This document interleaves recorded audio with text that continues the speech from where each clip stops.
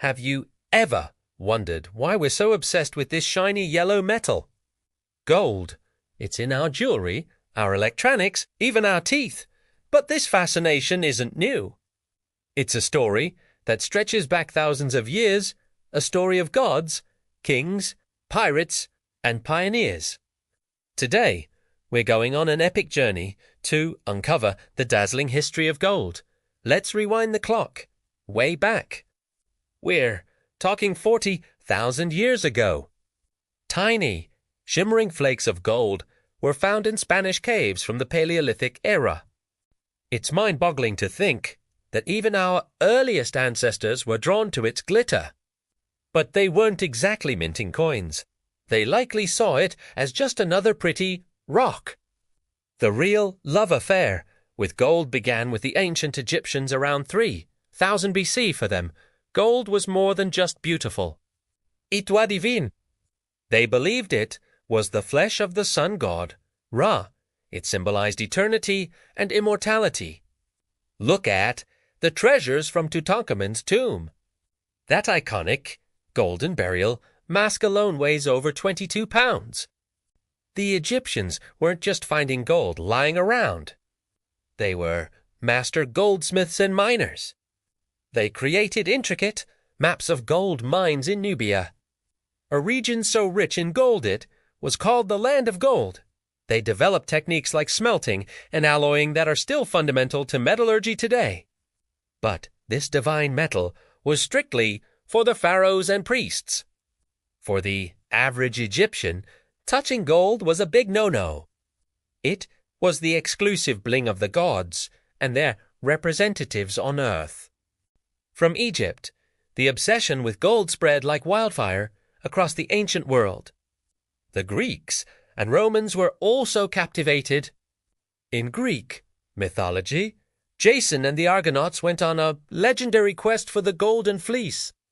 The Romans took it to another level. They weren't just using gold for decoration.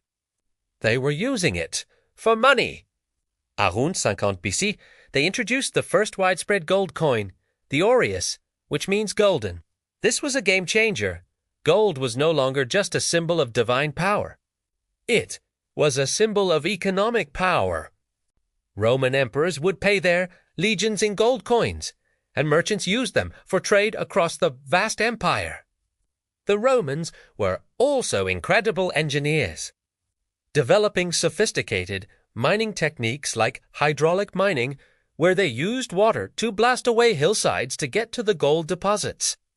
Of course, this was incredibly destructive to the environment, a theme we'll see again in gold's history.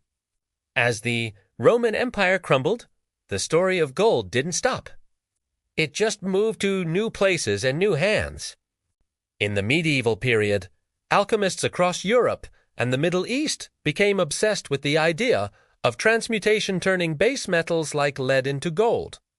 They believed gold was the perfect metal and that by creating it, they could achieve spiritual perfection and maybe even eternal life.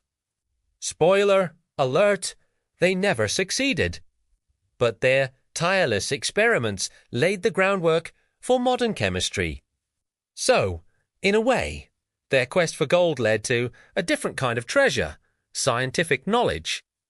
Then came the Age of Discovery. When Christopher Columbus sailed across the Atlantic in 1492, he wasn't just looking for a new route to India. He was looking for gold.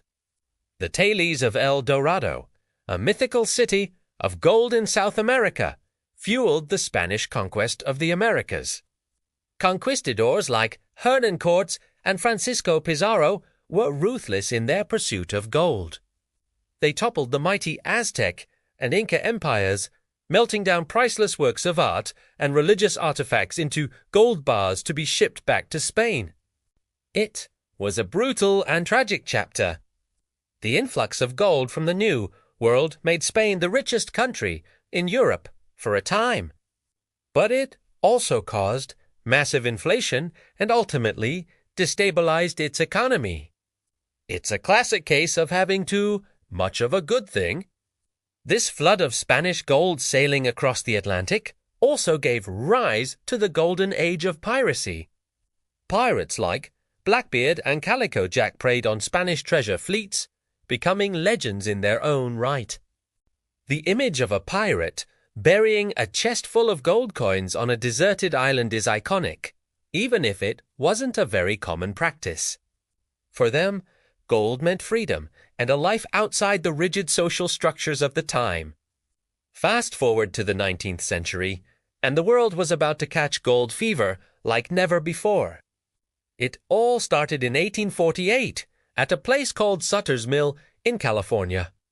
A carpenter named James W. Marshall spotted something shiny in a river. Word got out, and the California gold rush was on.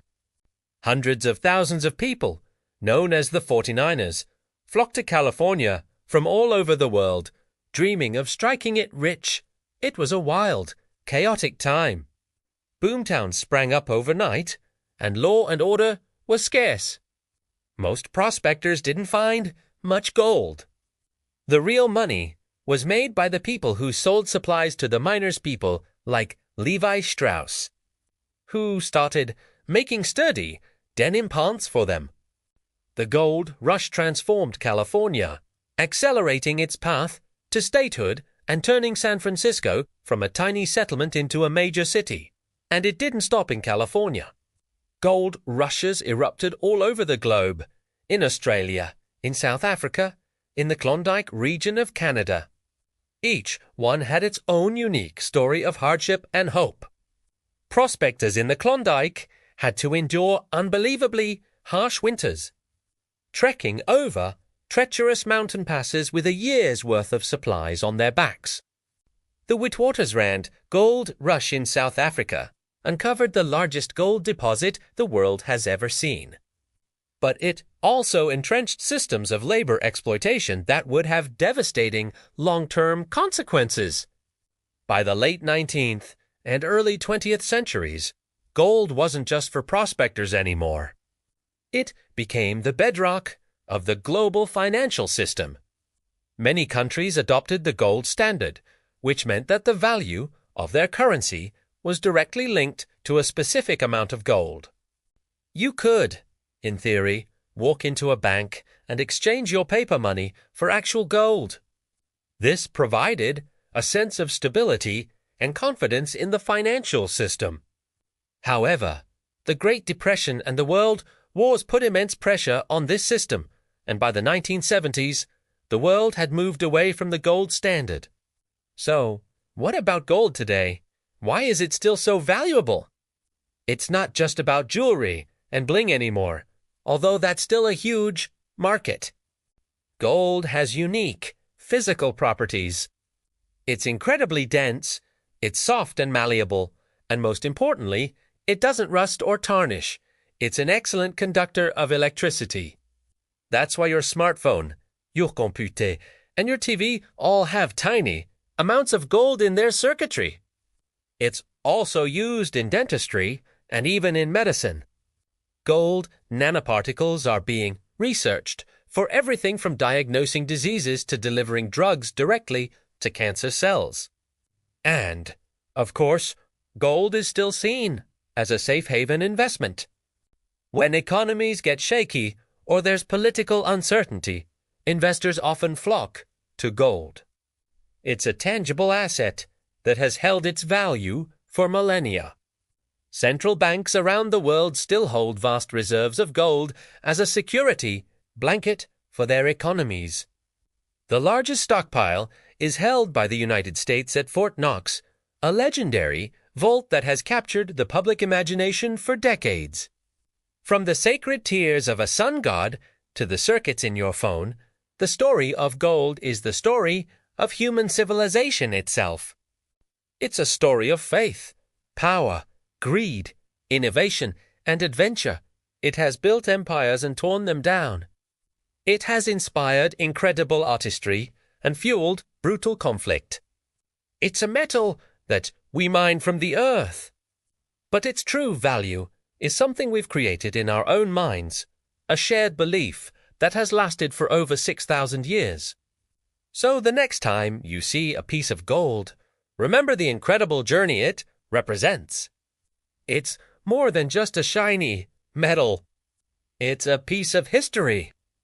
Thanks so much for watching. If you enjoyed this journey through time, do and forget to hit that like button and subscribe for more deep dives into the stories behind the world around us. See you in the next one.